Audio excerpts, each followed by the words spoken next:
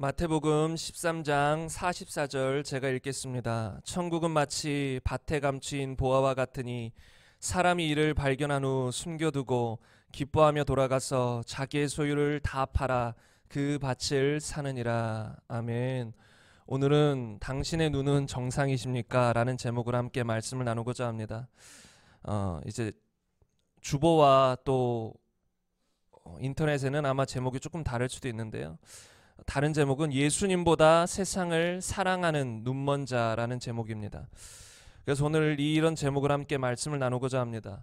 오늘은 성령 강림 주일입니다. 그래서 많은 교회들이 이제 성령 강림절로 오늘을 아마 지킬 텐데, 여러분, 성령님께서 이 땅에 오셔서 우리에게 유익된 것이 무엇이 있을까요? 성령님. 여러분, 우리는 보통 이제 구약 시대, 신약 시대를 이렇게 나눕니다. 근데 구약과 신약의 핵심적인 차이점이 무엇일까요? 율법과 복음이라고 나누기도 하죠. 율법과 복음의 핵심적인 차이점.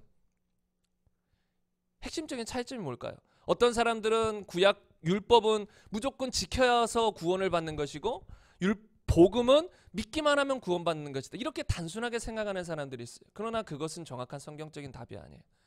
에스겔서나 이런 성경 이 본문에 보면 이 신약 성경, 새 언약, 새 율법, 이 복음, 새 복음에 대해서 말씀하시면서 율법은 분명히 선과 악은 가르쳐 주나 우리가 율법을 지킬 수 있는 힘은 못 줬어요. 그런데 이제는 내가 내 영을 너희 안에 부어줘서 너희 마음속에 내 법을 새기겠다. 이게 복음이거든요. 우리 신약시대의 복음. 그러니까 구약시대에 미리 예언한 거예요. 앞으로 내 영을 부어줘서 그 나의 영, 성령이 너희 안에 있게 해서 나의 말씀을 너희 안에 새겨서 너희가 참으로 내 말씀을 지켜 행하는 참된 나의 백성이 되게 하리라. 이게 복음인 거거든요.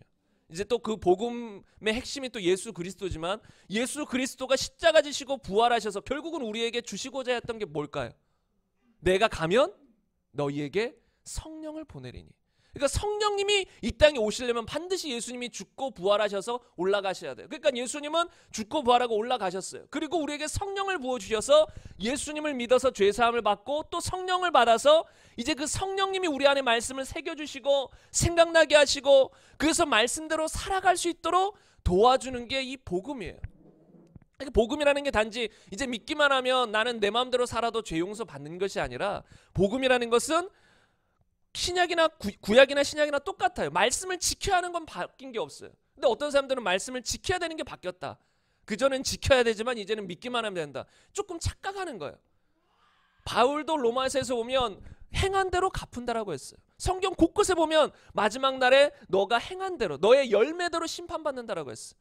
그러면 왜 복음이 기쁜 소식일까요? 그 전에는 율법 시대에 살았을 때는 그 율법이 우리를 말씀대로 살아갈 수 있도록 돕는 힘을 제공하지 못했다라는 거예요. 정죄는 했어요. 이거 죄야. 사로잡아버렸어요. 넌 죄인이야. 가둬버렸어요. 근데 거기서 벗어나서 주의 말씀대로 살아갈 수 있는 힘을 못 제공해 주셨어요. 못 제공해 줬어요. 그러나 복음은 예수님이 오셔서 십자가에서 죄를 사하심으로 말미암아 우리의 죄를 용서해 주실 뿐만 아니라 성령을 주셔서 이제는 말씀대로 살아가는 참된 하나님의 백성을 만든 게 복음이에요.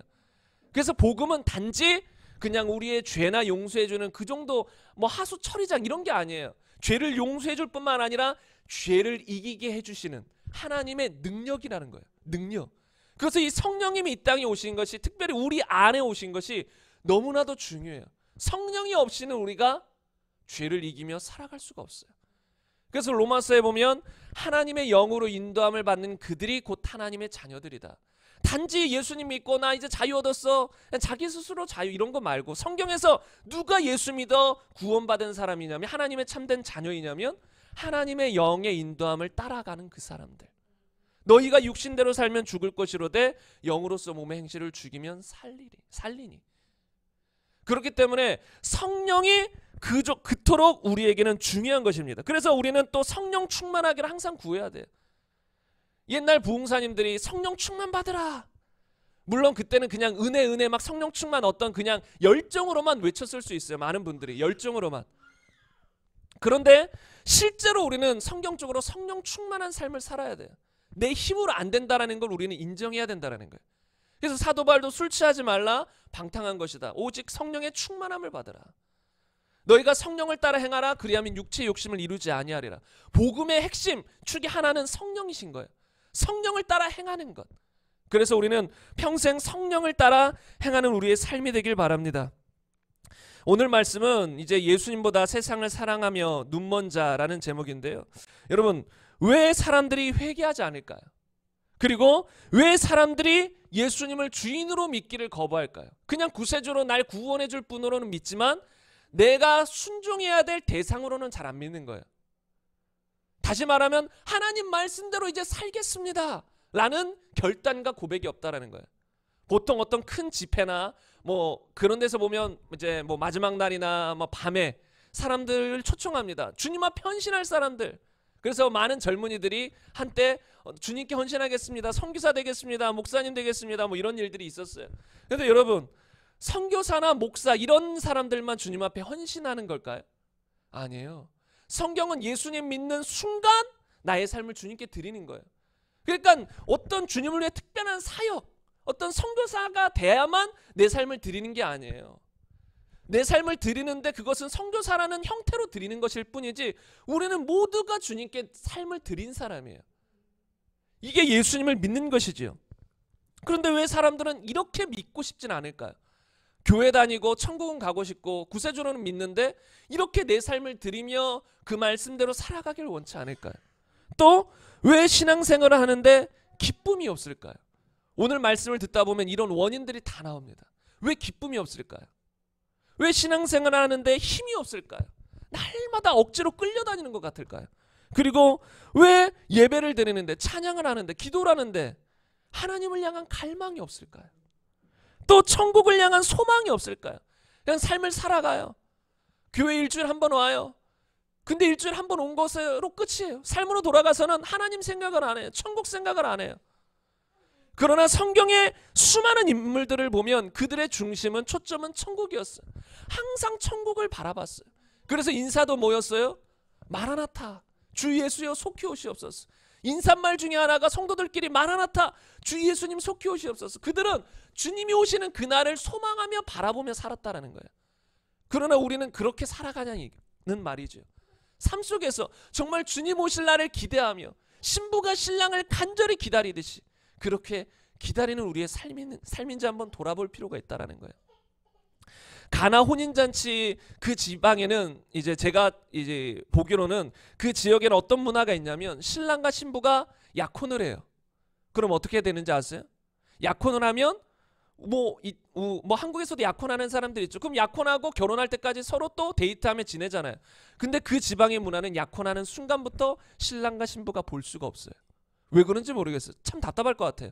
그런 지방에서 안 산 것이 참 다행이에요. 약혼했는데 못 봐요. 이제부터. 약혼하면 못 보는 이유가 그 약혼에서 떨어져서 남자는 어떤 집이나 이런 걸 장만하고 여자는 자기를 정결하게 준비해요. 어떤 웨딩드레스나 이런 걸 준비하면서 정결하게 준비해요. 그래서 신랑 맞이할 그날만을 신부는 기다리고 있는 거예요. 그 지방의 문화는. 그리고 그 신랑은 언제 그 신부를 찾아가냐면 자기 아버지가 허락할 때 찾아간대요. 신랑도 몰라요. 언제 이제 결혼할지를. 아버지가 이제 됐다, 신부 데려와라 하면 그때 신랑의 신부를 찾아가는 문화가 있었다라 그래요. 그래서 신부는 언제 신랑이 올지 모르니까 계속 깨어서 기다리는 거예요. 밤에도 뭐 그냥 완전히 퍼자는 게 아니라 심지어 웨딩 드레스를 입고 신랑 맞을 준비를 하면서 그냥 잠은 자지만 항상 신랑을 기다리는 마음으로 잠을 잔다라는 것이죠. 여러분, 이것이 비슷하지 않나요? 우리도 마찬가지예요. 예수님은 이 땅에 오셨어요. 그러나 가셨어요.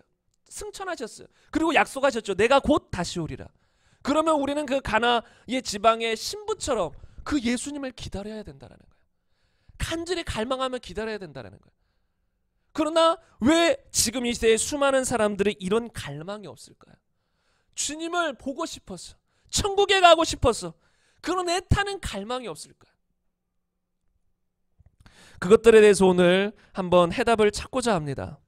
첫 번째로 간단하게 정리하고 싶은 것이 있습니다. 무엇이냐면 누가 구원을 받는 것인가. 아주 간단하게만 정리하겠습니다. 오늘 본문 말씀에 보면 이렇게 나옵니다. 마태복음 13장 44절입니다. 천국은 마치 밭에 감추인 보화와 같으니 사람이 이를 발견한 후 숨겨두고 기뻐하며 돌아가서 자기의 소유를 팔아 그 밭을 사느니라. 여러분, 오늘 이 본문 말씀은 천국에 대한 말씀이에요.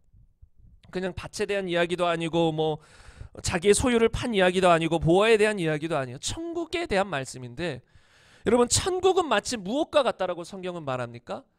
보화, 밭에 감추인 보화와 같다라고 성경은 말하고 있습니다. 그런데 여러분, 여기서 잘 보세요.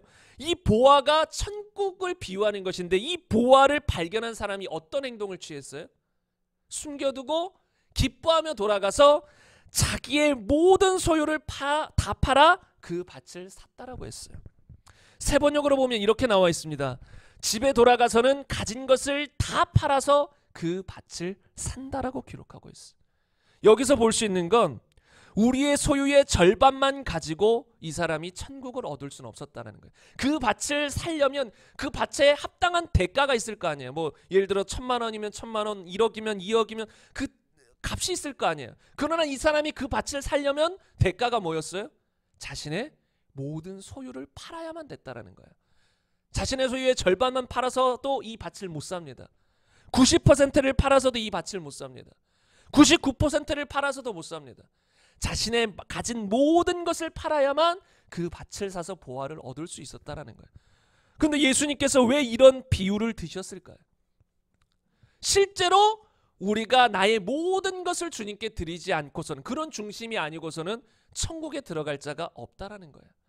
그래서 예수님은 부자가 천국에 들어가는 것이 심히 어렵다. 낙타가 바늘귀에 들어가는 것보다 어렵다. 다른 말로 하면 불가능하다. 또 이것을 다르게 표현한 구절이 있습니다. 심령이 가난한 자는 복이 있나니 천국이 그들의 것이며. 다시 말하면 심령이 부예요. 심령이 부자예요. 보통 이 땅에 물질이나 가진 게 많은 사람은 마음이 그것들로 차서 마음도 부한 경우가 많아요.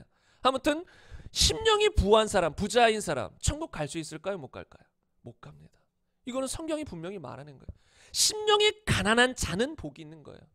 그래서 우리는 심령이 가난한 자가 되기를 위하여 기도해야 되고, 벌써 우리가 구원을 받은 사람이라면 어떤 크고 작은 것의 차이는 있을 수 있지만 어느 정도 심령이 가난했기 때문에 구원을 받을 수 있었던 것입니다. 그래서 우리는 모든 것을 드려야만 구원을 받을 수 있다는 거예요. 그래서 제가 오래전에 이런 표현을 한번 썼습니다. 우리는 진심으로는 절대 구원을 받을 수 없습니다. 많은 사람이 진심이에요. 나 천국 가고 싶습니다. 나 예수님 믿어서 하늘나라 가고 싶습니다. 진심으로 교회를 나와요. 그러나 전심이 아닌 경우들도 많이 있다는 거예요. 부자 청년이 그랬잖아요. 진심이었어요. 그는 진짜 영생을 얻고 싶었어요. 그래서 어릴 때부터 열심히 하나님 말씀을 나름대로 지켰어요. 그러나 전심이 아니었어요. 천국을 얻기 위해서 자신의 모든 것을 뒤로할 수 있는 준비가 되어 있지 않았다라는 거예요. 그래서 예수님 한번 경고하시잖아요. 누구든지 나를 따라오려거든 자기 자신을 부인하고 자기 십자가를 지고 따를 것이니라. 누구든지 나를 따르려거든 나와 나의 복음을 위하여서 목숨까지도 아끼지 아니어야 한다라고 주님은 분명히 말씀하신다는 거예요. 다시 말하면 우리가 무조건 돈도 버리고 뭐 권세도 버리고 이 세상의 모든 것 버리라는 것이 아니에요. 주님의 명령 앞에서는 모든 것을 뒤로할 수 있는, 모든 것을 뒤로하고 주님을 따를 수 있는 그런 중심이 되어 있어야 된다는 거예요. 그리고 실제로 예수님의 제자들은 다 버리고 주님을 쫓았어요. 베드로도 한 번은 주님, 우리가 다 버리고 주님을 쫓았습니다. 우리에게 무엇이 있습니까? 그래서 예수님이 나를 위하여 자식이나 뭐 아버지나 뭐 땅이나 이런 것들을 버린 사람은 이 땅에서 100배나 얻고 핍박을 겸하여 받지만 100배나 얻고 내세에서 영생을 얻지 못할 사람이 없느니라. 그래서 예수님은 항상 자신을 따르는 사람들을 향해서 99%를 요구하지 않아요. 100%를 원하세요. 이거는 신랑과 신부의 비유만 들어도 명확히 알 수 있어요. 여러분, 신랑과 신부 또는 남자와 여자, 부부 관계에서 99%를 원하는 부부가 있을까요? 부부인데 나는 99%로 만족해. 너 1%는 딴 남자, 딴 여자에게 마음 가 있어도 난 괜찮아. 야, 99%면 충분해. 이런 사람이 있을까요? 1%만 다른 사람에게 가도 이 안에서 질투심이 올라오겠죠. 참을 수가 없겠죠. 그런 것처럼 우리는 주님과의 그런 관계란 말이에요. 신랑과 신부의 관계란 말이죠. 그래서 주님은 우리에게 99%를 요구하지 않았어요. 100%를 요구했어요. 다시 말하면 전심을 넘어서 이 진심을 넘어서 전심을 요구하신다라는 거예요. 그런데 역으로 주님도 우리에게 그렇게 하셨어요. 주님도 우리에게 전심으로 다가오셨다라는 거예요.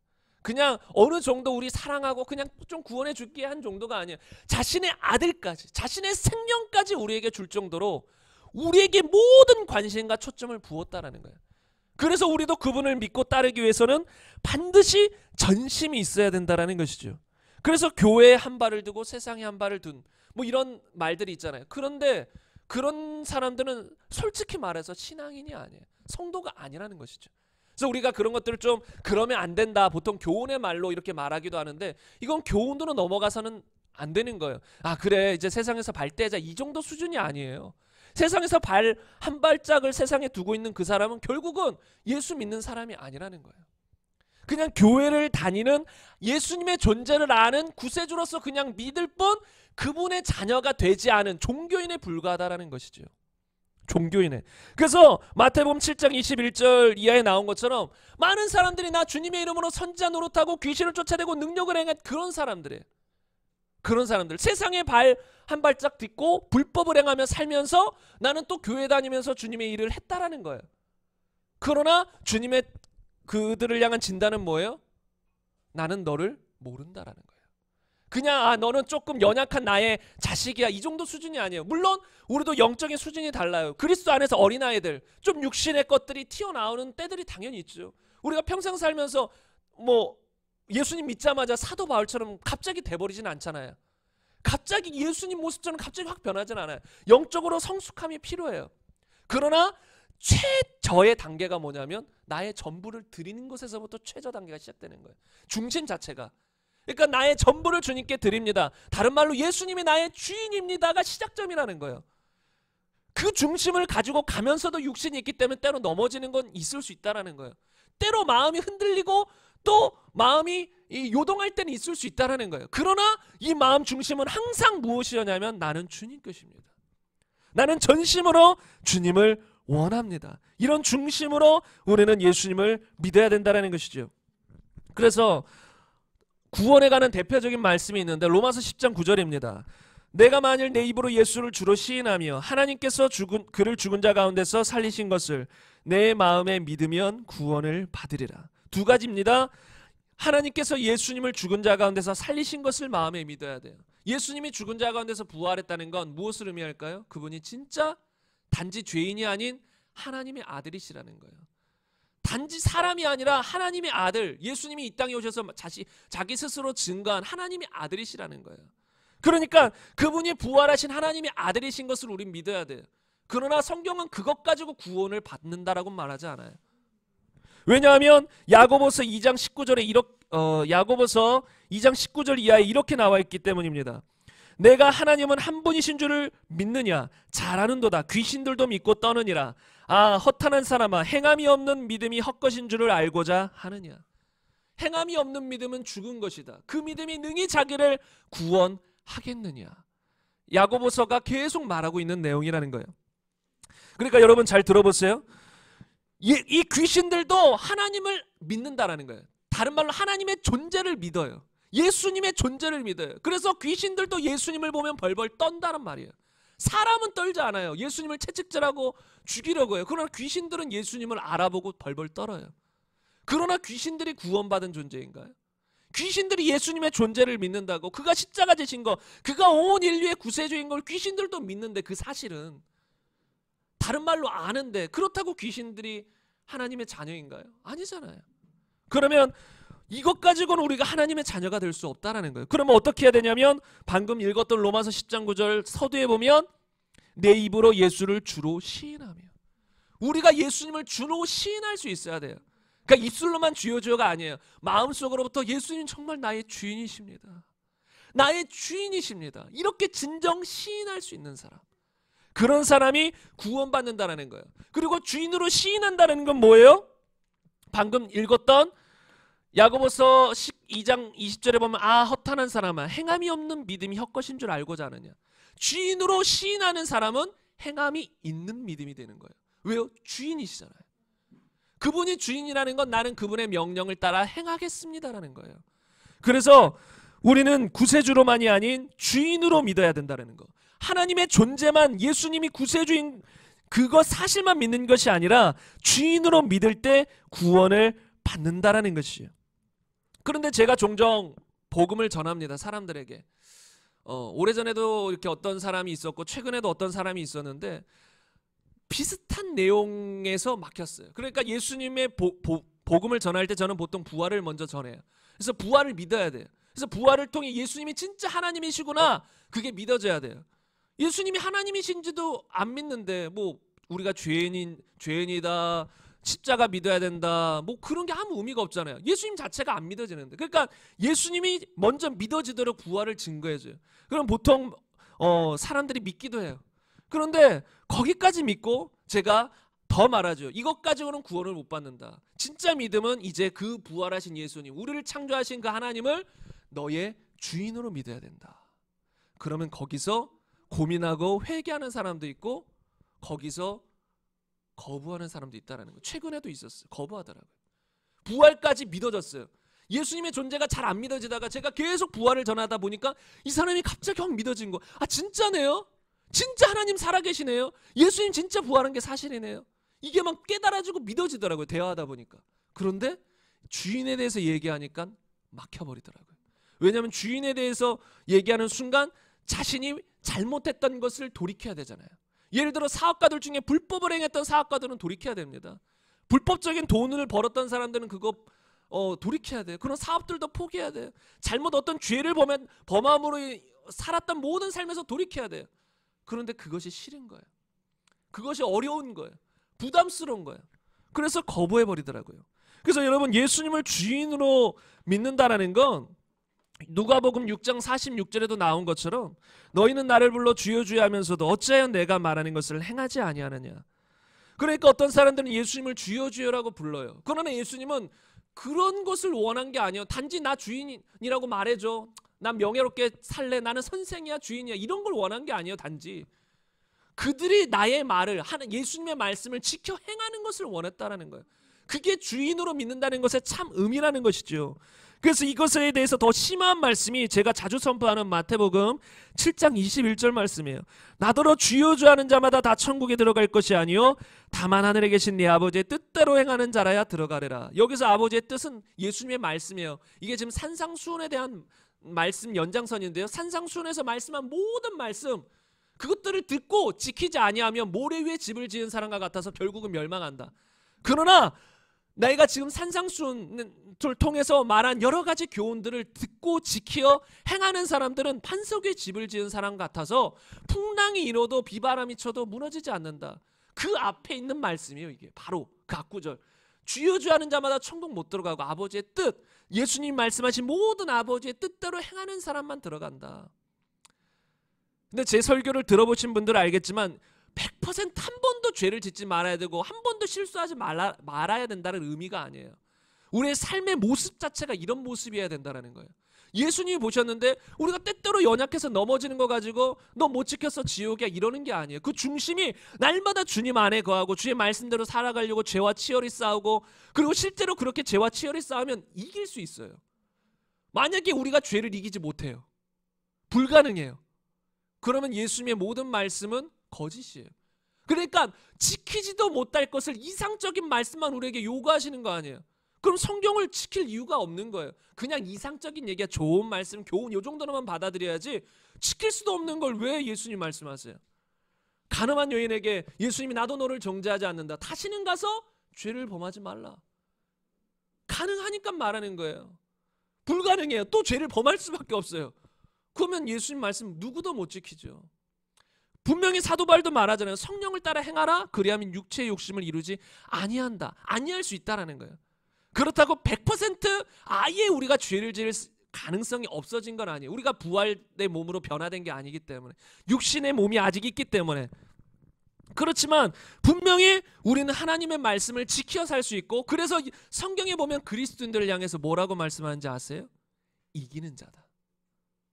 이 단어를 이 신천지에서 써서 참 때로는 껄끄러워요. 이긴 자 막 신천지에서 이런 단어를 쓰거든요. 근데 그게 다 성경적인 단어예요. 새하늘과 새 땅, 신천지, 그게 새하늘과 새 땅이잖아요.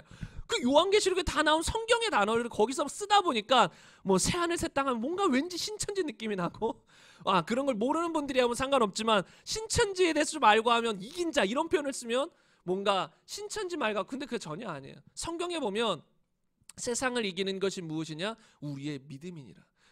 세상을 이기는 것은 우리의 믿음이고 우리는 이긴 자라는 거예요. 이기는 자인 거예요. 그 세상에 있는 건 뭐예요? 육신의 정욕, 안목의 정욕, 이생의 자랑, 그런 죄악들을 이기며 우린 살아갈 수 있는 존재가 되는 거예요. 내 안에 주님이 오셨으니까, 주님이 내 안에 법을 새겨주셨으니까, 주님이 나에게 그런 힘을 공급하시니까 살 수 있다라는 거예요. 그런 삶을 살다가 때때로 또 연약해서 중간중간 넘어지는 건 있을 수 있어요. 그런 사람은 항상 주님 안에, 주님의 통치 안에 머물러 있기 때문에 그 죄가 계속 사해지면서 살아가는 거예요. 우리도 회개하는 삶을 사니까. 그러나 여기서 말하는 건 아버지의 뜻대로 행하지 못하면 지옥 간다라는 소리는 삶을 보니까 진짜 아버지의 뜻과 상관없이 사는 거예요. 그냥 어쩌다가 뭐 내 마음에 드는 건 좀 순종하고 내 마음에 안 드는 건 불순종하고, 또 주님이 여러 번 경고하셨음에도 불구하고 마음을 완고하게 해요. 바로처럼 경고해도 마음을 계속 완고하게 먹어서 거절하고 다른 말로 고의적으로 습관적으로 계속 죄를 범하는 사람들. 갈라디아서나 고린도 전후서에 보면 그런 내용이 나오는데, 습관적으로 고의적으로 술 취하고 방탕하고 음란하고 거짓말하고 도둑질하고 탐심 부리고, 때때로 그런 죄에 실수로 넘어지는 게 아니라 그런 삶을 살아가는 현재 진행형인 사람들은 절대로 천국에 들어갈 수 없다라는 것입니다.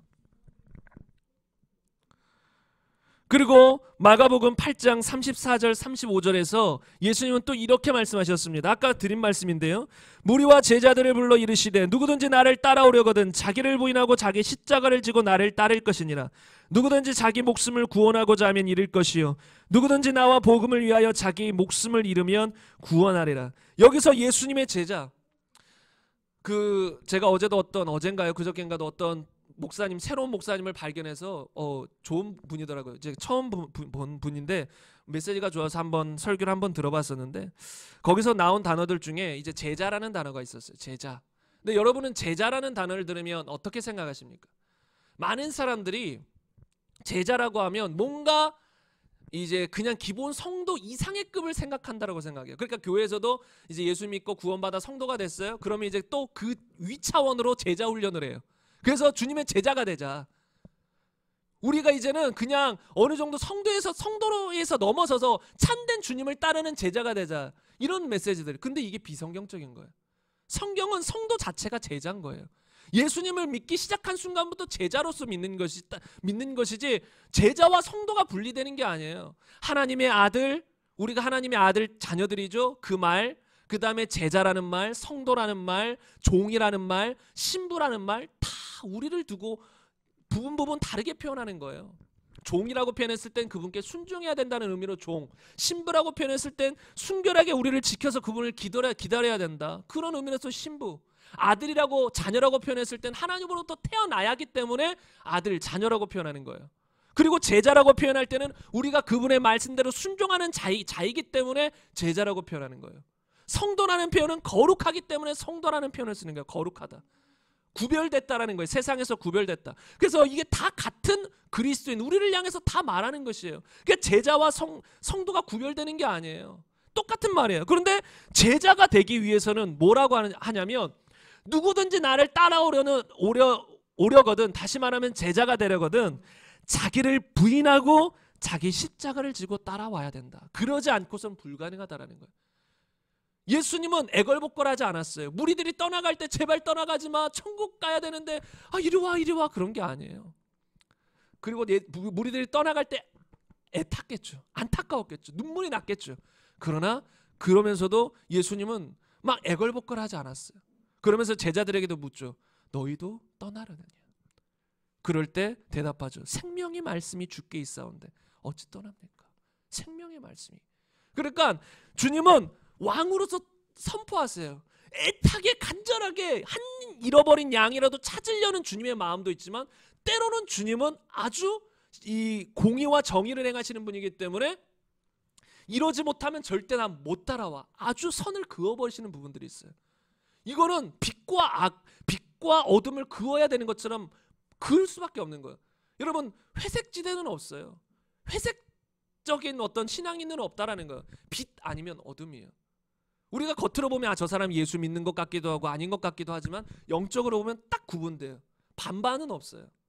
뭐 양념치킨 반, 후라이드 반 그런 거 없어요. 딱 양념이면 양념, 후라이드면 후라이드. 딱 주님의 보시기엔 빛 아니면 어둠이라는 거예요. 딱 나눠진다는 것이죠. 그래서 주님은 딱 나눠버려요. 이러지 않고선 누구도 못 따라온다. 이러지 않고선. 그리고 자기 목숨을 구원하고자 하면 결국은 잃어버릴 것이다. 결국은 천국 못 간다는 소리예요. 누구든지 나와 복음을 위하여 자기 목숨을 잃으면 구원하리라. 그러니까 우리가 순교의 상황에 처했을 때 내 목숨 구원하고자 부인하면 어떻게 된다는 거예요? 우리 목숨을 오히려 잃어버리는 거예요. 지옥 간다는 소리죠. 물론 그 후에 진심으로 회개하고 돌이키면 구원받을 수 이 기회는 있을 수 있겠지만 누구든지 나와 복음을 위하여 자기 목숨도 아끼지 않는 사람만 주님의 참된 제자가 될 수 있다라는 것이에요. 이게 예수님을 주인으로 믿는다라는 것입니다. 그래서 예수님은 또 이렇게도 말씀하십니다.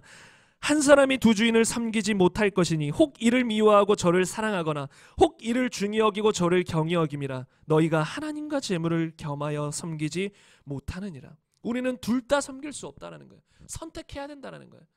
나와 내 집은 오직 여호와의 하나님만 섬기겠다. 그런 결단과 선택이 있어야 된다라는 것이죠. 그래서 이런 이유들로 인해서 많은 사람들이 주인으로 믿어야 된다라고 했을 때 거부감을 가져요. 또는 망설여요. 내가 그렇게 살 수 있을까? 내가 내 모든 것을 뒤로하고 주님 따라갈 수 있을까? 망설여요. 거부감을 느낀다라는 것이죠. 그렇다면 여러분 궁금한 점이 생깁니다. 오늘 본문 속의 사람은 어떻게 천국을 얻기 위해서 한치의 망설임도 없었을까요? 여러분, 한치의 망설임도 없었어요. 그 보화를 얻고 싶어서 빨리 그 보화 숨겨두고 기뻐하며 집에 돌아갔어요. 아, 어떡하지? 내 삶 뒤로 할까? 그냥 주님 따를까? 모든 것 주님께 드릴까? 고민 그런 자체가 없었다라는 거예요. 그냥 기뻐하며 집에 돌아가서 자신의 재산을 다 팔아 그냥 사버렸다는 거예요. 그것을. 왜 그럴까요? 도대체 왜 그럴 수 있었을까요? 여러분, 노벨 경제학상을 수상한 갈 브레이스라는 사람이 쓴 글 가운데 이런 이야기가 있습니다. 아프리카에 어떤 어린 아이들이 있었는데, 좀 오래전 이야기죠. 어린 아이들이 있었는데 아이들이 공기놀이를 하고 있는 거예요. 어떤 돌멩이를 가지고. 근데 서구 사람들이 와서 그걸 봤어요. 근데 돌멩이가 뭐였을까요? 다이아몬드 원석이었던 거예요.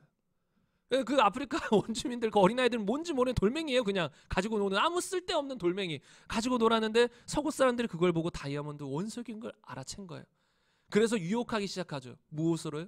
사탕으로. 한 번도 먹어보지 못한 달콤한 사탕. 그래서 처음에는 제가 듣기로는, 이제 읽기로는 무료로 나눠줬대요. 사탕을.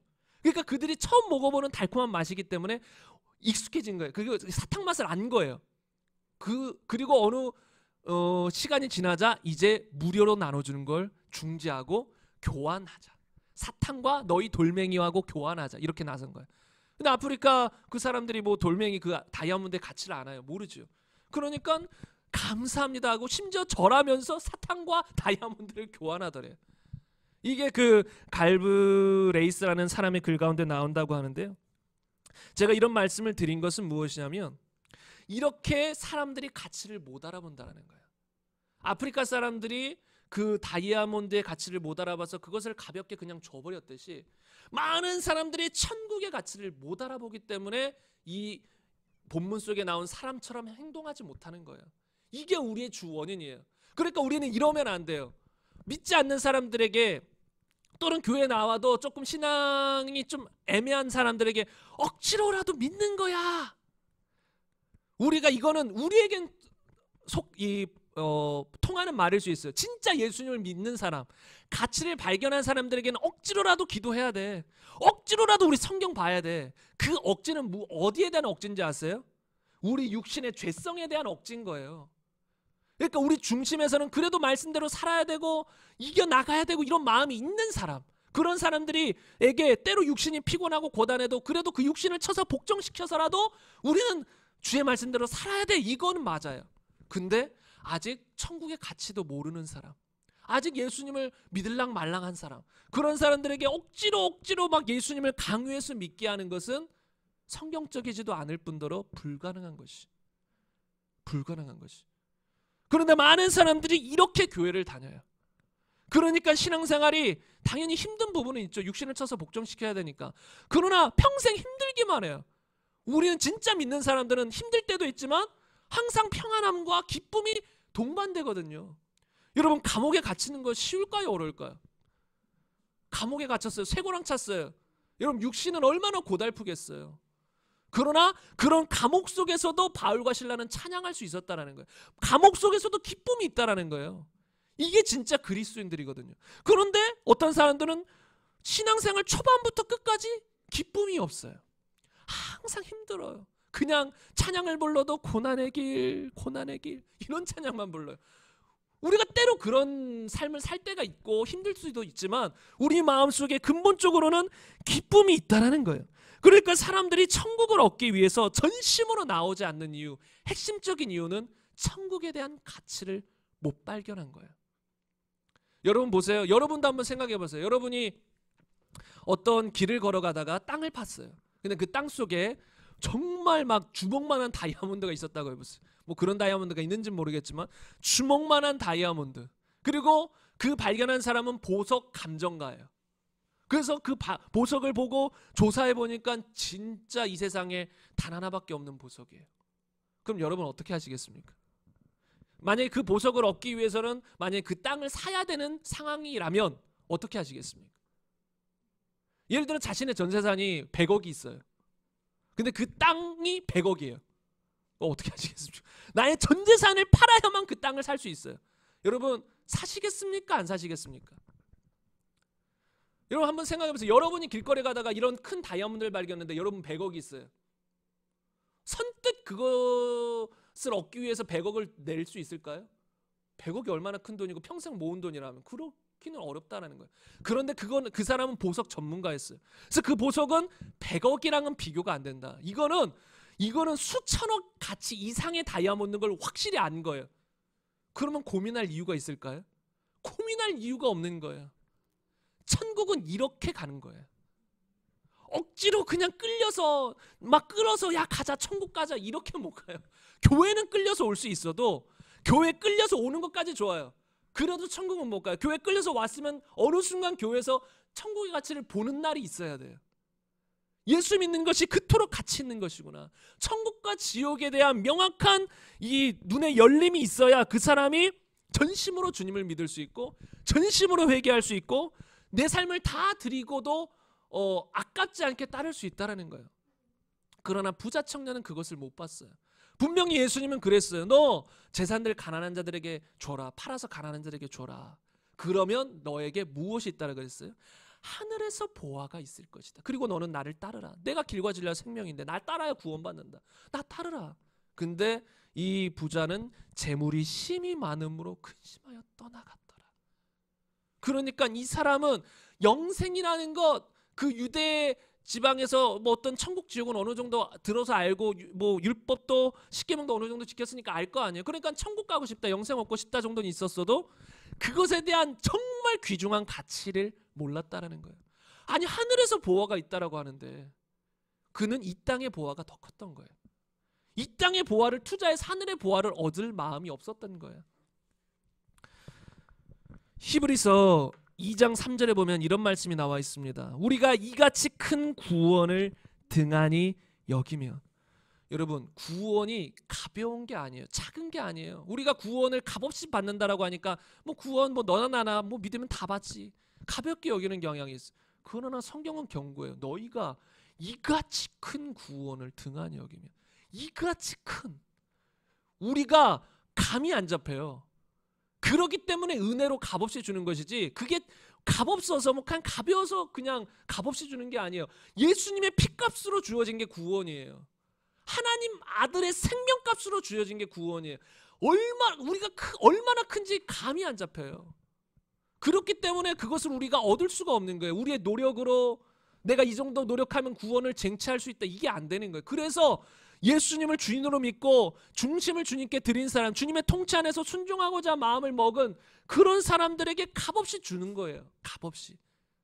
그냥 믿기만 하면 천국, 그냥 내 마음대로 살아도 그거는 구원파에 사는 얘기고 한국교회 안에도 들어왔지만, 성경에서 말하는 값없이 은혜는 이런 은혜예요. 너무나도 커요. 비교할 수가 없어. 그 어떤 것으로 이 땅에 이 세상의 모든 다이아몬드를 바쳐도 그 구원을 얻을 수 없어요. 내 일생을 바쳐서 충성 봉사해도 그것을 얻을 수 없어요. 그래서 방법은 하나예요. 은혜로 주는 거예요. 근데 어떤 자에게 은혜로 줘요? 그 중심을 주님 앞에 드린 사람에게 값없이 주는 거예요. 그게 주인으로 믿는다라는 의미지요. 그래서 구원이라는 건 너무나도 크다라는 거예요. 그래서 오늘 본문 말씀의 주인공은 그렇게 했다라는 거예요. 기뻐하며 돌아갔어. 여러분 100억을 지금 가지고 밭을 사야 되는데 기뻐했다라는 거예요. 예수님 믿는 사람은 기본적으로 이런 반응이 있어야 돼요. 그리고 한 번도 이런 반응이 없었다. 내가 신앙생활 할 때 처음부터 지금까지, 물론 우리가 또 신앙생활에 침체기가 있고 때로 눌려서 기쁨이 사그라든 것처럼 그런 고난의 터널, 어둠의 터널을 지날 때가 있을 수도 있어요. 그런데 내 신앙생활 전체를 봤더니 기쁜 적이 없더라. 그러면 믿은 적이 없더라. 이게 답일 가능성이 많아요. 믿은 적이 없더라. 왜요? 정말로 천국 가는 사람은 그 가치를 발견해서 기뻐하며 돌아가서 자신의 삶을 다 모든 걸 주님께 드린 사람인데 한 번도 기쁨이 없다. 보통 첫사랑이라고 하죠. 첫사랑도 없다. 처음에 예수 믿고 너무 기뻐서 막 좋았던 경험이 없다. 그렇다면 그 사람은 구원받은 경험이 없다라는 것이. 그리고 제가 아까도 말씀드렸듯이 항상 자발적이에요. 기뻐하며 돌아갔는데 누가 강요했나요? 여러분, 그래서 신앙생활은 자발적인 거예요. 우리가 서로 권면하고 끌어주고 도와주는 거 당연히 필요해요. 그러나 기본적으로 신앙생활은 자발적으로 하는 거예요. 누가 억지로 한다고 되나요? 안 돼요. 내 마음이 바뀌지 않은 이상 절대 안 되는 게 신앙생활. 하나님도 그건 안 하세요. 다른 말로 우리 자유의지를 바꾸시지 않아요. 내가 쉬는데 하나님이 억지로 교회 나오게 만들어가지고 억지로 예수님 믿게 만들어서 억지로 삶을 드리게 절대로 안 하세요. 만약에 그걸 하셨다면 전 세계 다 구원받았을 거예요. 그렇기 때문에 하나님도 그렇게 하지 않아요. 자발적인 거예요. 근데 어떻게 자발적으로 이런 반응을 보였죠? 다시 말씀드리지만 밭에 감춘 보화, 그것의 가치를 발견했다는 거예요. 그래서 저는 여러분에게 그 가치를 보기를 간절히 바랍니다. 아마 여기 나오신 성도 여러분들은 보았기 때문에 나왔다라고 생각이 들어요. 여기 나오신 전부 성도님들은 보았기 때문에. 그러나 그것도 어느 정도 차이가 있을 수 있어요. 그것을 진짜 가치 있는 것을, 예를 들어 1조 원짜리 다이아몬드를 1조 원으로 보는 사람과 1조 원짜리 다이아몬드를 1억으로 보는 사람은 다르잖아요. 그 다이아몬드를 대하는 자세가 다르단 말이에요. 그렇죠. 이건 뭐 1억짜리 다이아몬드야. 그래도 크게 대하겠죠? 근데 1조짜리 다이아몬드야. 그냥 조금 크게 대하는 정도가 아니에요. 뭐 최첨단 금고를 뭐 가지고 그 누구도 뚫을 수 없는 보초를 몇 명이나 세워야 되는 뭐 그런, 그 정도로 귀하니까. 그러니까 우리가 천국에 대해서 어느 정도 가치 있게 보냐는 거예요. 그러니까 우리가 교회 나왔고 이 정도 예배 드리는 분들이라면 어느 정도 봤어요. 그러나 그 정도 이상이라는 걸 우리는 좀 더 깨달았으면 좋겠다라는 것이죠. 내 모든 것을 바치고서라도 아깝지 않을 정도로, 그리고 항상 기뻐할 수 있다는 거예요. 여러분, 우리가 신앙생활 하다 보면 어려움이 있습니다. 고난이 있고 또 때로 내 마음대로 되지 않는 경우들도 많습니다. 그럼에도 불구하고 우리가 끝까지 기뻐하며 이 길을 걸어갈 수 있는 이유는 뭐냐면 그것이 가치 있기 때문이에요. 가치가 없다면 절대 못 걸어가죠. 그냥 어느 정도 모태신앙이니까 그냥 연명할 수는 있어요, 교회 다니는 걸. 그러나 진짜 믿음의 길을 못 걸어요. 내 삶을 주님 앞에 드리며 대가 지불을 하며 기쁨으로 못 걸어요. 대가 지불까지 할 수도 있어요. 왜? 교회에서 너무 그것을 강조하고 계속해서 그것을 말하면 억지로라도 끌려서 대가 지불해요. 그러나 기쁨으로 못합니다. 그러니까 좀 말씀이 강해가지고 어떤 좀 율법적인 말씀이나 뭐 계속 뭔가 행해야 된다 뭐 계속 강요하면 나름 그런 교회 살다 보면 억지로라도 그런 것을 행하는 모습은 나와요. 그런데 그런 사람들 얼굴을 보면 기쁨이 있을까요? 없어요. 끌려서 하는 거기 때문에. 그러나 이 사람은 자발적으로 기뻐하며 했다라는 거예요. 제가 존경하는 목사님이 여러 분 계신데 그 중에 한 분이 윤석준 목사님이라는 분이 계십니다. 근데 그분이 원래 사업을 하셨었어요. 사업. 그래서 잘 나가는 사업을 이제 뭐 다른 데서 스카웃도 받을 정도로 정말로 무역 쪽에서 일을 하셨던 걸로 기억하는데 그렇게 일을 하셨었어요. 그래서 남부러울 것 없이. 그러니까 정말 한국에서 그 당시에는 상당한 부자에 속할 정도로 돈을 많이 버셨던 분이에요. 그래서 뭐 비싼 거 먹고 싶은 거 못할 게 없었던 거죠. 시계도 이제 무역하는 사람들이랑 급이 맞아야 되니까 롤렉스 시계 차고 이렇게 무역도 하시고 그 정도로 돈에 대해서 부족함이 없으셨던. 그래서 먹을 거 먹고 입을 거 입고 충분히 사셨던 분인데 어느 순간 그런 생각을 하셨다 그러더라고요. 내가 지금 맛있는 거 비싼 거 다 먹지만 어차피 배설물로 다 나온다.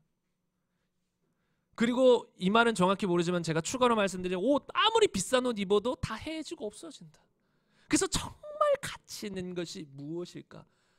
그랬더니 그분이 딱 결론 내린 게 영혼 구원하는 거다. 이것보다 가치 있는 건 없겠다 하고 그것을 다 접고 목회 길로 뒤늦게 가신 거예요. 젊을 때 간 게 아니에요. 뒤늦게 가셔서 난 남들보다 늦게 시작했으니 더 기도하고 더 주님을 향해 달리셨던 거예요. 그러니까 가치를 봤다라는 거예요. 그러니까 그 전에는 그래도 열심히 신앙생활 하셨던 분이에요. 그럼에도 불구하고 어느 정도 그것에 대한 영혼에 대한 천국에 대한 가치를 보셨지 더 깊이는 못 보셨던 것 같아요. 그런 간증을 들어보면. 근데 어느 순간 더 깊이 보인 거예요. 내가 이렇게 떵떵거리면 살면 뭐 할 것인가? 그렇게 필요 없다라는 게 아니라 충분히 이 땅에서 부유하게 살길 다 원합니다. 그러나 그것을 위해 사는 게 무슨 인생이라는 것인가? 그게 무슨 가치가 있는가? 다 없어질 거. 그래서 나는 정말 하나님을 위해 영원히 남는 일을 해야겠다. 그래서 영혼을 구원하는 일을 해야겠다라고 결정하셨다는 거예요. 그래서 여러분들도 한번 생각해 보셨으면 좋겠습니다. 나는 정말로 가치 있는 것을 가치 있게 보는지, 그냥 1조짜리를 뭐 1억에 보고 있는지, 아니면 1조짜리를 1조로 보는지, 그 정도로 천국을 큰 구원으로 나의 전 인생을 바쳐도 아깝지 않을 정도로. 여러분 사도 바울 얼마나 명예가 있었겠습니까? 그 당시 잘 나가던 집안이었어요. 바리새인 중에 바리새인이었어요. 가말리엘 문화였어요. 지금급으로 말하자면 예를 들어 뭐 서울대 하버드급의 그런 공부도 잘했던 사람이에요. 그런데 그 사람이 자신의 모든 것을 배설물로 여기고 자신의 어떤 명예 다 버리고 자신의 돈 다 버리고 주님을 위해 때로는 굶고 때로는 채찍질 당하고 때로는 잠도 못 자고 그런 삶을 살면서 그가 전하려고 했던 건 복음이에요. 사나 죽으나 그가 전하려고 했던 건 복음이라는 거예요. 근데 여러분 그가 왜 그렇게 끝까지 복음을 전하는 삶을 살았을까요? 그가 왜 자신의 삶을 쳐서 복종시키며 복음을 전하는 삶을 살았을까요? 사도행전 말씀을 한번 보겠습니다. 사도행전 20장 24절에 보면 이렇게 나와 있습니다. 내가 달려갈 길과 주 예수께 받은 사명 곧 하나님의 은혜의 복음을 증언하는 일을 마치려 하면은 나의 생명조차 조금도 귀한 것으로 여기지 아니하노라. 사도 바울은 예수님을 만난 순간부터 그의 사명이 정해졌어요. 사명, 주님이 주신 사명, 그것을 위해 평생을 달려갔다라는 거예요. 평생 그 사명을 위해 달려가면서 생명도 아끼지 아니하였다. 그리고 또 사도 바울은 이렇게 말합니다. 고린도전서 9장 27절에 보면 내가 내 몸을 쳐 복종하게 함은 내가 남에게 전파한 후에 자신이 도리어 버림을 당할까 두려워하며로다. 그러니까 복음을 전했어요. 근데 사도 바울은 자신이 원해서 전하기도 했지만 이런 말도 썼어요. 나는 복음을 전하지 않으면 오히려 나에게 해가 있다. 화가 있다. 부득불 전할 수밖에 없는 처지였어요. 왜요? 여러분 예수님을 믿는다라는 순간 뭐가 되는 거예요? 그분의 말씀에 순종하겠다라는 게 되는 거예요. 근데 그분의 말씀 곧 사명을 주셨는데 거부해버려요. 그러면 다른 말로 예수님을 거부하는 게 되는 거예요. 그래서 우리가 나의 행위로 구원받는 건 아니지만 실제로 행위가 없는 사람이라면 구원 못 받는다라는 거예요. 행위 때문에 구원받는 건 아니지만 주인으로 믿었으니까 행위는 당연히 나와야 되는 건데 행위가 없다 주인으로 믿은 게 아닌 거예요. 그래서 달란트 비유도 있잖아요. 달란트 비유는 믿음 이런 얘기 안 하잖아요. 그냥 자신에게 주신 달란트 그냥 숨겨두고 가만히 놔뒀어요. 그거 가지고 뭐 훔친 거 훔쳐간 것도 아니에요. 그냥 돌려줬어요. 그냥 하나님께. 그런데 악한 종아. 그 사람 결국 지옥 가는 거예요. 왜 그럴까요? 자신에게 주신 사명 또는 달란트를 전혀 사용하지 않았어요. 주님이 달란트를 주신 이유는 뭘까요? 사용하라고 주신 거예요. 주님을 위해 쓰라고 주신 거예요. 우리가 그것을 잘 사용해서 많이 남기는 사람, 적게 남기는 사람 어느 정도 차이는 있겠죠. 그러나 전혀 사용하지 않아요. 아예 숨겨둬 버려, 없애버려요. 그래서 주님 오실 때 그냥 그것을 돌려줘요. 그런 사람은 예수님을 주인으로 믿은 사람이 아니라는 거예요. 그래서 사도 바울도 부득불해야 할 일이기 때문에 한 것도 있을 거예요. 그러나 그것 때문만이 아니라 정말로 영혼들을 사랑하기 때문에 한 것이지만, 여러분, 사도 바울의 궁극적인 목적, 그의 목적은 뭐냐면 내가 남에게 전파한 후에 자신이 도리어 버림을 당할까 두려워했다.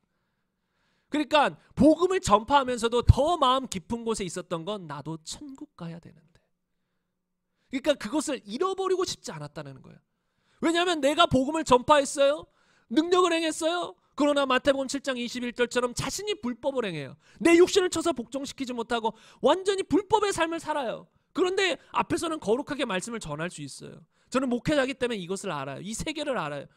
앞에서는 거룩하게 전할 수 있습니다. 그리고 심지어 어느 정도 때론 능력이 나타나는 것처럼 보일 수도 있어요. 그러나 그 삶은 불법으로 가득해서 하나님은 지옥이라고 말할 수도 있다는 거예요. 그러니까 사도 바울은 그것을 알았기 때문에 영혼을 사랑하기 때문에 복음을 전했지만 그것보다 더 깊은 곳에 있었던 건 내 영혼의 구원이었던 거예요. 어떤 대형교회, 초대교회 한 몇만 명 되는 목사님이 그런 말씀을 하더라고요. 이제 사역을 하긴 하지만 사역이 나에게 1순위가 아니다. 무엇이 1순위인지 아세요? 자신의 영혼 구원이에요. 여러분, 자기의 영혼 구원보다 귀한 것이 어디 있습니까? 자신이 평생 여러 가지 것을 했지만 자신의 영혼을 잃어버린다면, 지옥 간다면 그 모든 게 무슨 소용이에요? 그러니까 우리가 이런 초점을 항상 가질 수 있어야 된다는 거예요. 이런 초점. 여러분, 오늘 말씀을 통해서 이제 거의 결론에 다다르고 있습니다. 이제 조금 길게 느껴질 수도 있지만 너무나도 중요하기 때문에 여러분 잘 들어주시기 바랍니다. 여러분, 정말로 여러분이 가치 있는 것을 계속 볼 수 있어야 돼요. 저는 솔로몬의 그런 전도서의 이야기들을 들으면 참 많이 공감이 돼요. 저는 고등학교 때부터 인생의 허무함을 느꼈기 때문에, 그냥 인생 허무하다, 그냥 막 살자 이런 느낌이 아니라 하나님을 제대로 안 순간부터 그 후부터 인생의 허무함을 느꼈어요. 어떨 때 허무함을 느끼냐면 하나님 말씀에 불순종하면서 내 마음대로 살아가는 삶을 살 때, 쾌락을 쫓아 살아갈 때, 즐거움을 쫓아 살아갈 때, 그때 허무함이 느껴지더라고요. 예를 들어 좀 부끄러운 과거죠. 고등학교 때 이럴 때 좀 게임을 좋아했습니다. 과거에 친구 때문에 게임이라는 세계를 접해가지고 게임을 좋아했어요. 그런데 예수님 믿고도 그게 쉽게 완전히 끊어지지가 않더라고요.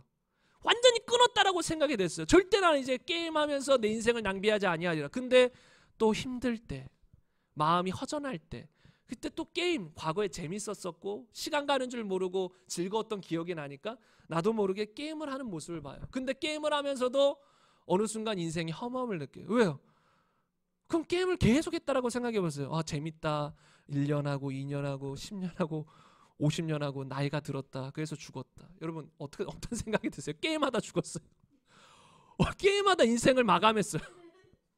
얼마나 허무합니까? 근데 그때 고등학교 시절에 그게 느껴지더라고요. 지금도 생각하면 약간 지금 눈물이 날 것 같아. 너무 인생이 허무하다. 그러면서도 때때로 절제하지 못하고 그런 경우들이 있지만 너무나도 인생이 허무한 거예요. 너무나도. 또 예를 들어 TV나 드라마, 지금은 아예 그런 것도 다 끊고 이제 안 보는 마음이고, 제가 이제 보는 거는 이제 아내하고 금쪽이라고 있습니다. 금쪽 같은 내 새끼라고 이제 육아에 관련된 프로그램이에요. 그것들은 유익이 되니까 그냥 말씀드리는 거예요. 그거는 이제 오은영 박사님이라는 분이 나와서 이제 육아 관련돼서 이야기하시는 건데 참 유익이 된 부분들이 많아요. 그래서 그런 것들은 좀 보는데, 아무튼 주님이 저도 과거에 드라마나 이런 것들 재밌어 했으니까 주님이 드라마 하루 종일 봐라. 저는 볼 수 있는 사람이에요. 하루 종일 봐라. 그럼 재밌는 거 찾아서 하루 종일 볼 수 있는 사람이에요. 그러나 주님은 하루 종일 우리가 드라마를 보기를 원하실까요? 원치 않으실까요? 저는 이제 드라마 보는 것 자체를 무조건 죄다 이렇게 말하고 싶지는 않아요. 우리가 뭐 주님을 열심히 살다가 잠깐 집에 들어가서 쉬면서 뭐 드라마 한 편 본다. 그거를 무조건 저는 죄악시하고 싶은 마음은 없어요. 그런데 또 한편으로는 주님을 사랑하다 보면 아마 드라마도 점점점 안 보고 싶어지지 않을까, 그런 마음은 있어요. 그리고 우리는 항상 성령의 감동을 따라 살아야 되는 사람이잖아요. 그런데 보통 우리가 드라마를 보려고 할 때 한번 성령님 봐도 될까요? 한번 물어보세요.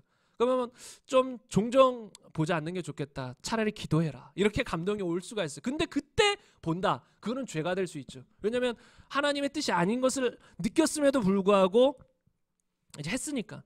아무튼 드라마도 좋아하는 분들이 있을 수 있어요. 근데 그것을 계속 본다라고 생각해봐요. 드라마는 꼭 예고편을 하잖아요. 근데 좀 재미없을 때 예고편 이제 끝나면 되는데 꼭 결정적인 상황에 끝나요. 그리고 예고편을 쫙 하죠. 그 다음 걸 보고 싶게 만든단 말이에요. 그래서 계속 보고, 지금은 무슨 TV로 이제 다 몰아보기도 가능하잖아요. 그래서 하루에 몰아보려면 하루 종일 볼 수도 있잖아요. 그래서 계속 봐요. 근데 한번 보세요. 계속 봐요. 1년을 드라마를 봐요. 2년을 봐요. 3년을 봐요. 그 뒤에 한번 생각해 보세요. 나의 인생을 드라마 본 인생, 게임만 한 인생, 얼마나 허무해요. 그리고 제가 더 허무했던 건 무엇이냐면 천국을 생각했기 때문에 허무해요. 분명히 사람이 한번 죽는 것은 정해진 것이고 그 후에는 심판이 있는데 그 후에 죽는다, 나도 죽는다. 그게 고등학교 그 시절에도 이 영적으로 느껴지고 바라봐지는 거. 게임을 하면서도. 그러니까 일부러 생각 안 하려고. 고통스러우니까. 여러분, 저는 게임할 때 예수님 생각이 나면 막 힘들었어요. 왜냐하면 예수님 뜻이 아니라는 걸 알면서도 그때는 했었으니까. 그러니까 막 우선 그냥 게임에 완전히 몰두하려고. 몰두 안 하면 또 주님이 내 안에서 주님 말씀 생각나게 하면 고통스럽거든요. 그만둬야 되니까. 참 나빴죠. 저도 과거에 주님께 불순종 많이 했고 그랬는데, 그러니까 주님은 우리에게 자꾸 영원한 것을 바라보게 해요. 천국을 바라보게 해요. 그러면 가치 있는 것과 가치 없는 것이 구분이 돼버려요.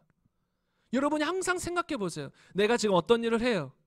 내가 지금 이 일을 하는데 정말 천국을 생각하면서 한번 해보세요. 영원한 것을 생각하면서 해보세요. 그럼 이게 진짜 가치 있는 것인가 가치 없는 것인가가 구분된다라는 것이죠. 그러나 안타까운 건 이 세상은 너무나도 혼란스러운 세상이에요. 무엇이 가치 있는지 무엇이 가치 없는지 구분 못합니다. 여러분, 세상 사람들이 가치 있게 여기는 건 뭐예요? 돈, 명예, 권세, 쾌락, 즐거움, 놀러 다니는 거. 이것이 그들에겐 가치 있는 것이에요. 뭐 인생 별거 있어? 마음껏 벌고 마음껏 먹고 마음껏 쓰고 즐겁게 살면 그게 인생. 그거 세상 사람들은 그것이 진짜 최상의 가치인 줄 알아요. 그 이상의 가치 있는 것을 못 본다라는 것이에요. 재미있는 예화 한 가지가 있습니다. 맥스 루케이도라는 사람이 하나님 저도 고칠 수 있나요? 라는 책에서 이런 이야기를 기록했습니다. 어느 날 한 사람이 도둑이었어요. 도둑인데 백화점에 들어갔어요. 그래서 도둑이 백화점에 들었으면 어떻게 해야 돼요? 가장 명품의 어떤 물건들을 훔쳐야 되잖아요. 근데 훔치질 않아요. 이 도둑이. 훔치질 않고 명품의 어떤 옷에 있는 가격표를 떼가지고 아주 싸구려 옷에다가 붙이고 싸구려 옷에 있는 가격표를 떼가지고 명품에다 붙였던 거예요. 그리고 아무도 그걸 몰랐어요. 그리고 그 다음날 실제로 백화점이 문을 열었어요. 열고 4시간 동안이나 아무도 그걸 못 발견했대요. 가격표가 다 뒤바뀌어 있는데. 그래서 어떤 사람들은 엄청난 횡재를 한 거예요. 예를 들어 10,000원짜리를 샀는데 이게 1,000,000원짜리예요. 어떤 사람 1,000,000원짜리를 샀는데 10,000원짜리예요. 그런 일이 벌어졌다라는 거죠. 그런 이야기가 이제 기록되고 있는데, 여러분, 우리의 삶도 이것과 비슷해요. 가격표가 다 뒤바뀌어 있어요. 마귀가 그것을 다 흔들어 놔버렸다는 거예요. 뭐가 진짜 가치 있는 것인지 못 보게 만들어 놨다는 거예요. 그래서 우리는 가치 있는 줄 알고 따라가요. 삶을 그것에 드려요. 많은 사람들이 돈에 인생을 드리죠. 진짜 그게 최상의 가치인 줄 알고, 어떤 사람은 건강이 최상의 가치인 줄 알아요. 다 가치는 있는 거예요. 어느 정도. 아예 무시하는 게 아니에요. 어느 정도 가치는 있지만 최상의 가치는 아니에요. 어떤 사람은 나의 건강, 곧 생명이 최상의 가치라서 나의 인생을 다 건강에 쏟아 부어요. 그게 최상의 가치로 보이는 거예요. 가격표가 제대로 안 붙여져 있어요. 그래서 혼란스럽단 말이에요. 근데 우리는 알 수 있단 말이에요. 무엇을 통해요? 성령을 통해, 그리고 진리의 성경 말씀을 통해. 무엇이 가장 가치 있는가? 여러분, 성경에 보면 무엇이 가장 가치 있다고 말합니까? 천국이, 예수님이, 나의 영혼이 가장 가치 있다고 말합니다. 마태복음 말씀을 한 개 보겠습니다. 마태복음 10장 28절 말씀인데요. 몸은 죽여도 영혼은 능히 죽이지 못하는 자들을 두려워하지 말고 오직 몸과 영혼을 능히 지옥에 멸하실 수 있는 일을 두려워하라라고 성경은 말합니다. 여기서 무엇이 더 중요한지를 분명히 말하고 있습니다. 몸과 영혼을 몸을 죽일 수 있는 사람 두려워하지 말라. 누굴 두려워하라는 거예요? 몸과 영혼까지도 지옥에 멸하실 수 있는 하나님을 두려워하라. 그럼 무엇이 더 중요하다라는 거예요? 몸이 더 중요하다는 거예요? 영혼이 더 중요하다라는 거예요? 영혼이 더 중요하다라는 거예요. 그런데 사람은 이 영혼을 위해 살지 않아요. 많은 사람들이 그냥 이 땅에서의 몸만을 위해 살아요. 영혼을 위해서 산다라는 건 다른 말로 주님을 위해 살면 영혼을 위해서 사는 거예요. 말씀대로 순종하며 살면 영혼을 위해 사는 거예요. 그것을 전도서의 기자인 이 솔로몬은 말년에 깨달았잖아요. 일의 결국을 다 들었으니 내가 다 말했지 않느냐. 이 세상 다 말하지 않았느냐. 일의 결국이 뭐냐. 결론이 뭐냐. 하나님의 말씀을 지켜 순종하며 살아가는 것. 그게 인생의 본분이다. 그게 우리의 의무다. 인생이 뭘까요? 주의 말씀대로 순종하다가 결국은 우리를 만드신 주님께 돌아가는 것. 그게 우리의 인생의 최상의 가치거든요. 그것보다 가치 있는 건 없어요. 돈이 없는 사람은 돈을 쫓아갈 가능성이 거의 많죠. 왜? 돈 때문에 어릴 때부터 힘들었던 사람은 내가 돈만큼은 평생 마음껏 벌어서 힘들지 않게 살아보리라. 그래서 그런 사람 악착같이 어떤 방법을 사용해서라도 돈을 법니다. 돈을 버는 것 자체는 문제가 아니지만 여러 가지 안 좋은 방법도 써가면서 그리고 돈을 나의 주인으로 삼으면서까지 나의 모든 것을 돈에 초점 맞춰서 살아가는 사람이 있다라는 거예요. 근데 솔로몬은 그걸 다 얻어본 사람이에요. 부와 명예, 권세, 최상의 지혜. 솔로몬과 같은 지혜로운 자가 그 땅에 없었어요. 근데 하나님이 주셔서 그렇게 지혜롭고 부족한 게 없었지만 그는 말년에 허무함을 느꼈다는 거예요.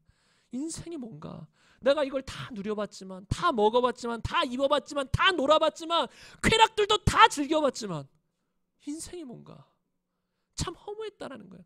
다 지나간다라는 거예요.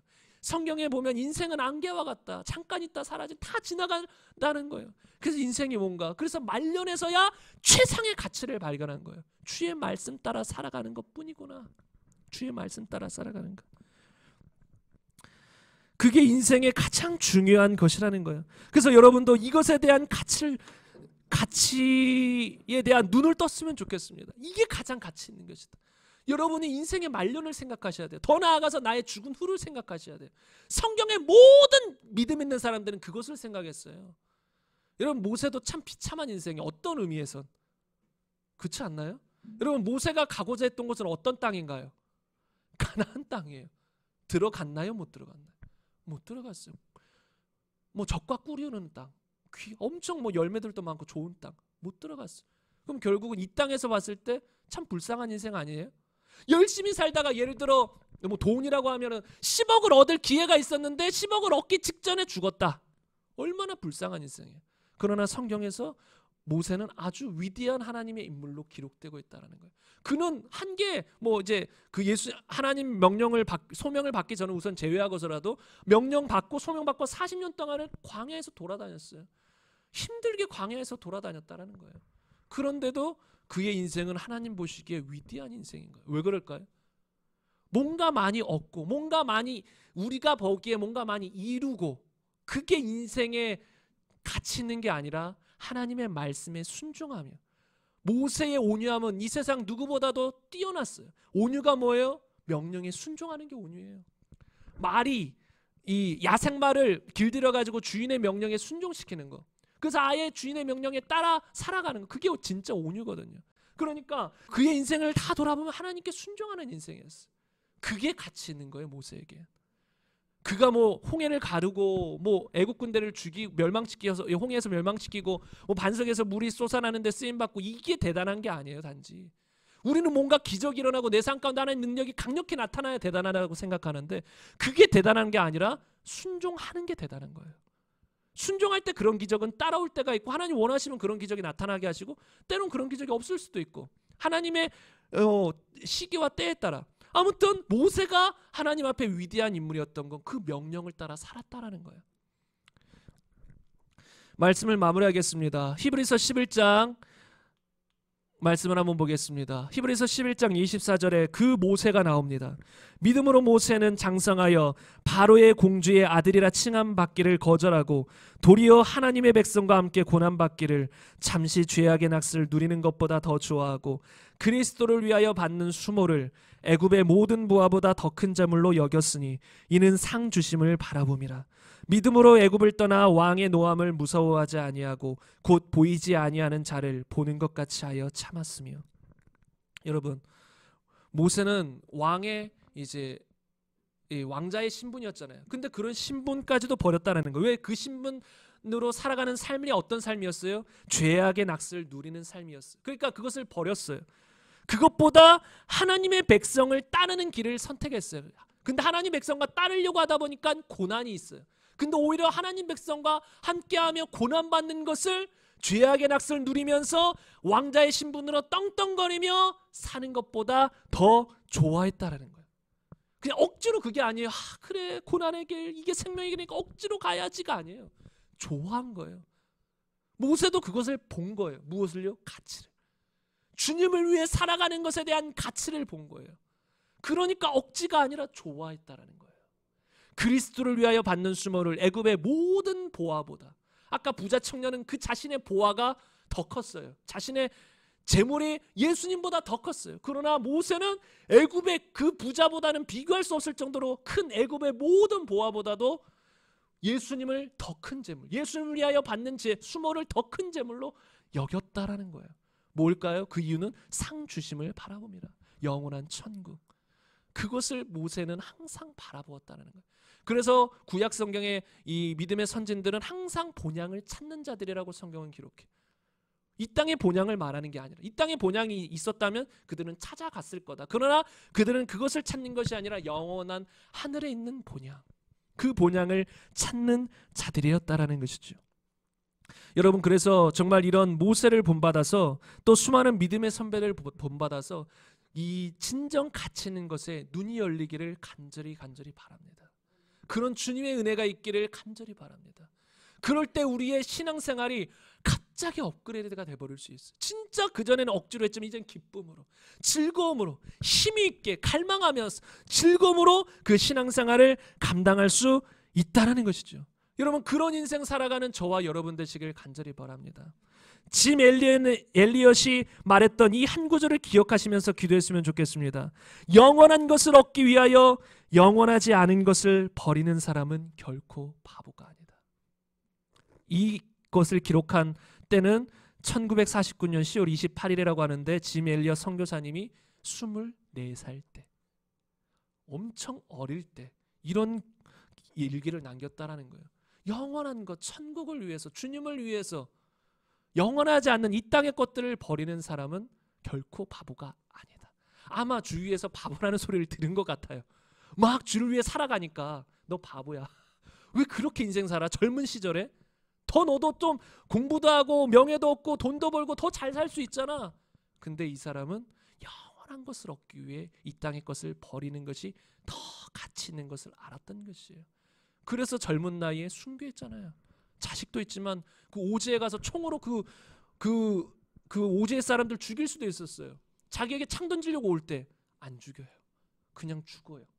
왜요? 나는 지금 죽어도 천국 가는 것을 아는데 그들은 천국 못 간다라는 거예요. 이게 영화로도 나왔는데요. 그들은 천국 못 가니까 선교하러 가다가 갔는데 제대로 복음도 못 전하고 죽어요. 그래서 죽기 직전에 창 맞으면서 죽기 직전에 당신은 나의 친구입니다라고 하면서 원주민에게 말해요. 그래서 원주민이 충격을 받죠. 지금 죽였는데 이 사람이 나에게 친구라고 하니까. 그래서 그 사람이 나중에 목사가 됐다라는 이제 이야기가 있는데, 여러분, 정말로 영원한 것을 위해 우리가 이 땅의 삶을 투자하는 건 억지도 아니고 아까운 것도 아니고 너무나도 좋은 거예요. 우리 이 시간 기도하실 때 그것을 더 깊이 발견하는 시간이 되었으면 좋겠습니다. 정말 우리의 신앙생활은 이렇게 하는 것입니다. 그 천국의 보화를 발견하고 억지가 아니라 자발적으로 기뻐하며, 우리 시간 기도하실 때에 주님, 나의 눈을 열어주시옵소서. 나의 눈을 더 활짝 열어주셔서 더 영원한 천국의 가치를 보게 하옵소서.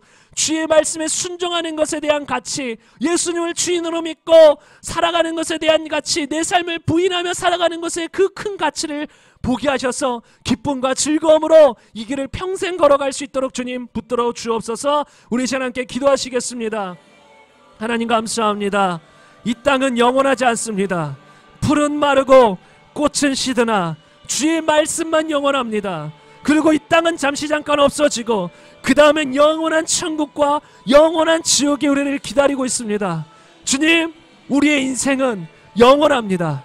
이 땅에서 육신을 가지고 지금의 몸은 유한하지만 길어야 100년 120년이지만 이 몸이 바뀌어 부활의 몸을 입은 상태로는 영원합니다. 영원히 부활해서 영원히 천국에서 살든지 부활해서 영원히 지옥에서 살든지 우리의 인생은 영원합니다. 주님, 그러나 이 땅에서 그 영원한 삶이 결정됩니다.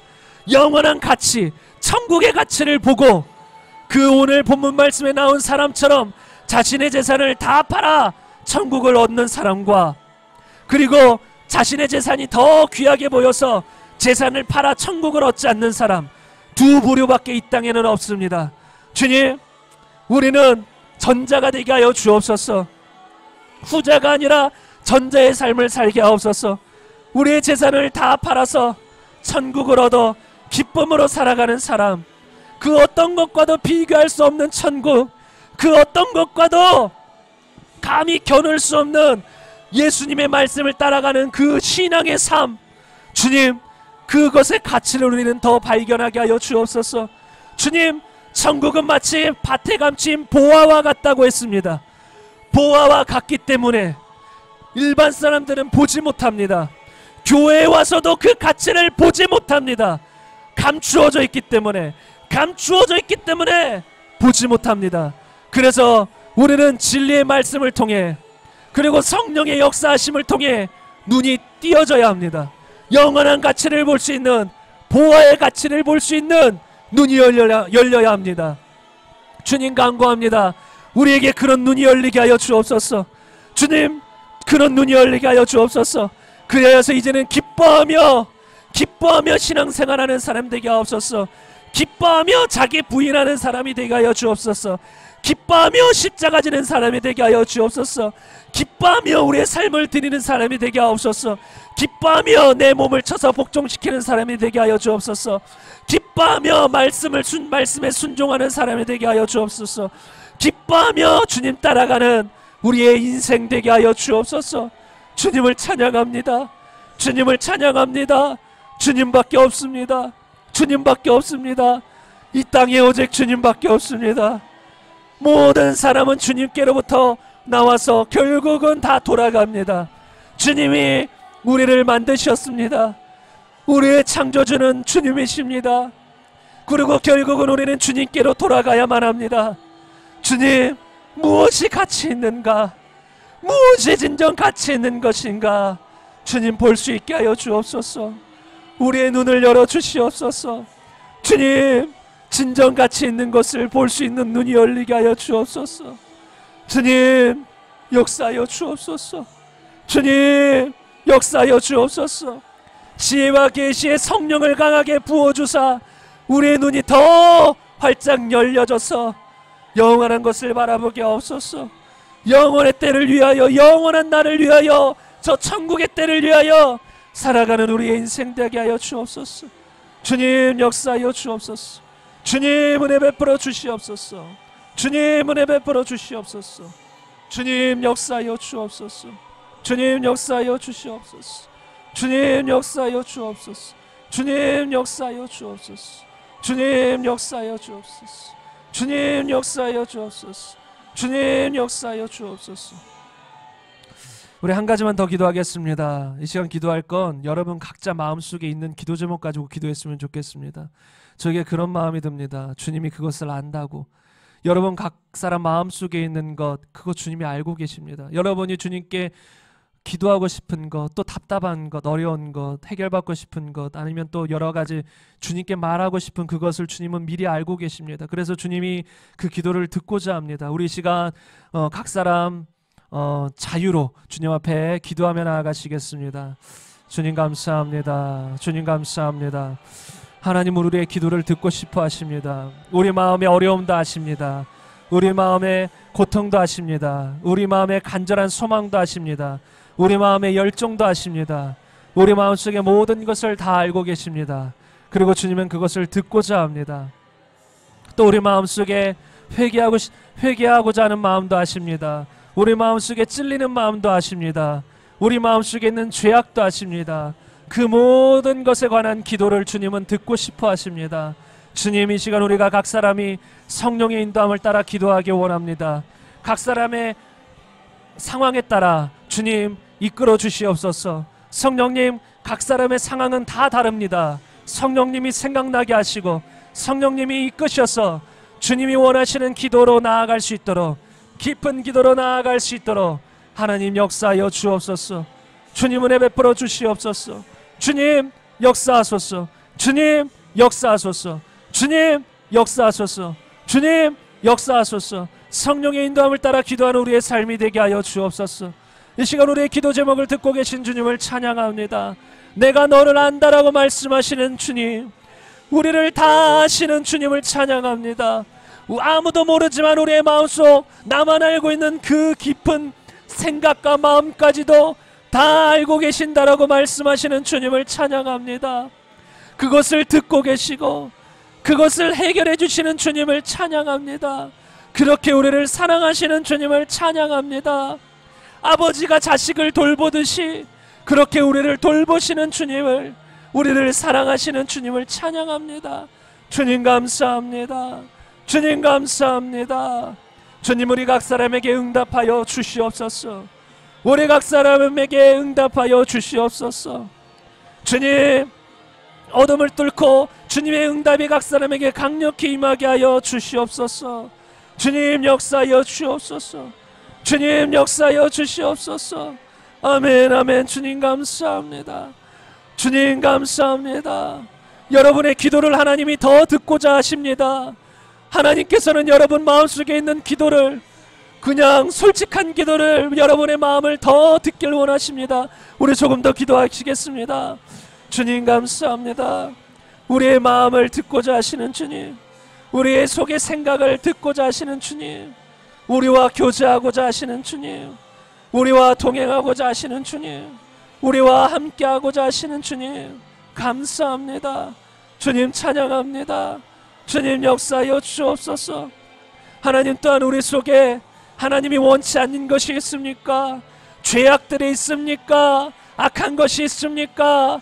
어둠이 있습니까? 미움이 있습니까? 질투가 있습니까? 음란이 있습니까? 교만이 있습니까? 시기심이 있습니까?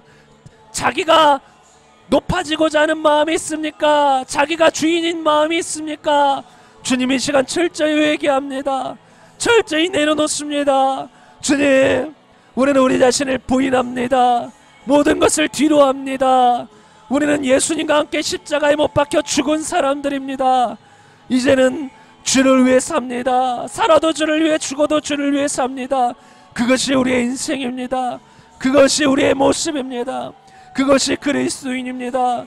주님, 나는 주님과 함께 십자가에 못 박혀 죽었습니다. 주님, 우리는 죽었습니다. 우리는 죽었습니다.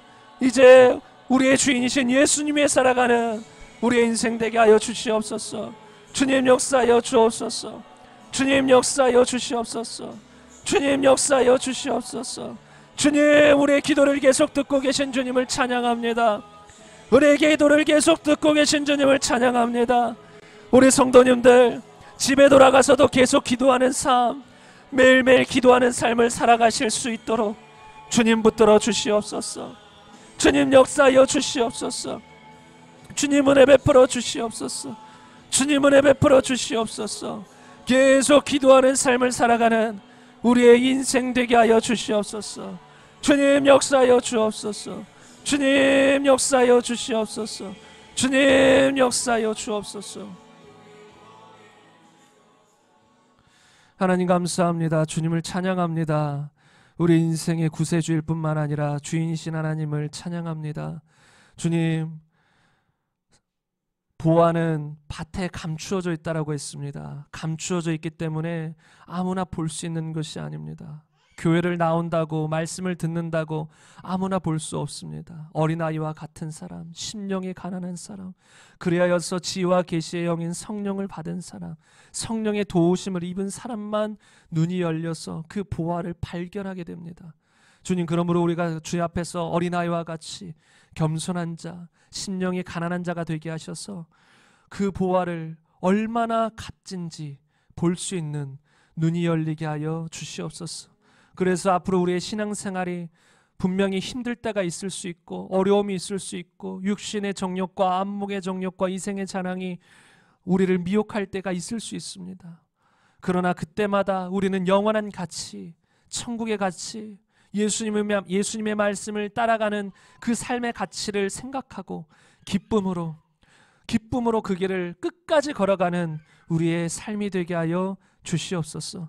준비된 예물 주 앞에 올렸습니다. 하나님 원하시는 귀한 곳에 쓰이게 하시고 영혼이 잘되고 범사가 잘되게 하옵소서.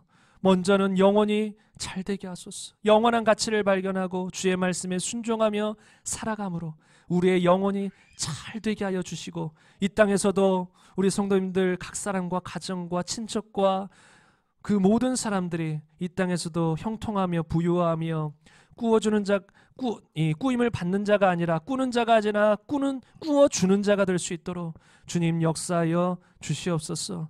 주님은 우리가 이 땅에서도 100배의 축복들을 받을 수 있다고 주님을 위해서 포기했다라면 오히려 100배의 축복을 주님은 부어주신다고 했습니다. 그런 축복을 받고 우리가 그것을 주를 위해 또 사용하는 우리의 인생 되게 하여 주옵소서.